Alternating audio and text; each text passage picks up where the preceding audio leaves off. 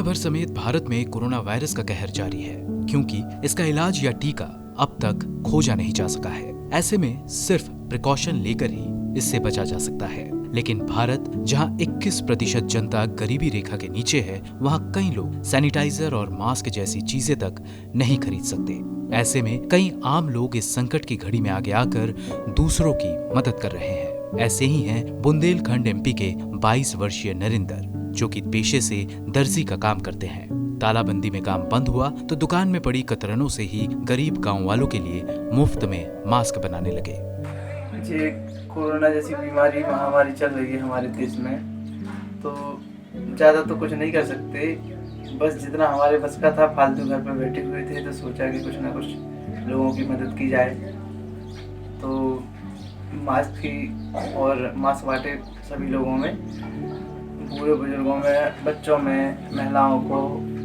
इतना ही कुछ कर सकते हैं, ज़्यादा तो कुछ कर नहीं सकते। और उन लोगों को शिक्षित भी किया है कि साबुन से बार बार हाथ धोएं, दूरी बनाए रखें, कहीं जाने से पहले मास्क का उपयोग करें, एक दूसरे को ना छुएं, हाथ ना मिलाएं, हाथ जोड़ के नमस्ते कर लें और अपने घर पर ही रहें। वैसे अनावश्यक कार्य के लिए ना जाएं, जो जरूरी काम है उसी काम के लिए बाहर जाएं। अब तक नरेंद्र कपड़े के 150 मास्क बनाकर गांव में बांट चुके हैं।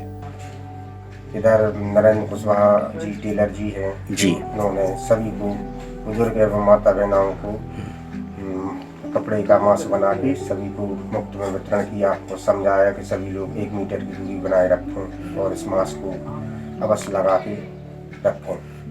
ये हम देख भी रहे हैं कि भाई नरेंद्र जी इतना कुछ कर रहे हैं। ये हम देख रहे हैं कि भाई एक परिवार, जिस तरह हम अपने परिवार के बारे में सोचते हैं कि भाई हम इन्हें किस तरह से सुरक्षा मुहैया कराएं, तो वो हमने देखा है कि भाई नरेंद्र जी ने सभी को फ्री ऑफ कॉस्ट मास्क वितरण किया हुआ है। दुकानें वगैरह नहीं खुल पा रही हैं, इसके कारण मैं घर पर फालतू बैठा था। इसलिए मैंने सोचा कि जो फालतू कपड़ा रखा हुआ होता है और उसके कुछ मास्क बनाए जाएं और गरीब लोगों में, गाँव वासियों को बांटे जाएं। इसलिए मैंने 150 मास्क बनाए और सभी छोटे बच्चों को एवं बड़े बूढ़ों को मास्क वितरित किए।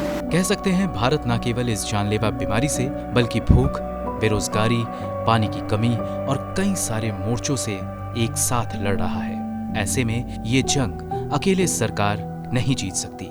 इसके लिए नरेंद्र जैसे लोगों का योगदान उतना ही जरूरी है। राहुल गौतम की रिपोर्ट, गो न्यूज़।